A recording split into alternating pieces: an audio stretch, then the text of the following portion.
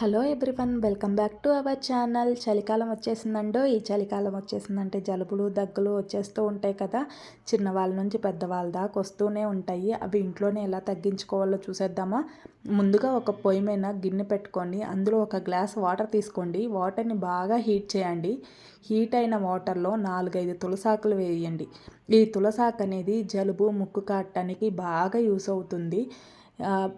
And దీంతోపాటు దగ్గు కూడా ఉంది అనుకుంటే ఒక ఆకు తమలపాకు వేసి బాగా హీట్ చేయండి. వాటర్ కలర్ అనేది చేంజ్ అవుతుంది, గ్రీన్ కలర్ లాగా వస్తుంది. తులసాకు అండ్ తమలపాకు వేస్తాం కదా, గ్రీన్ కలర్లోకి వస్తాయి వాటర్ బాగా హీట్ అయ్యాక.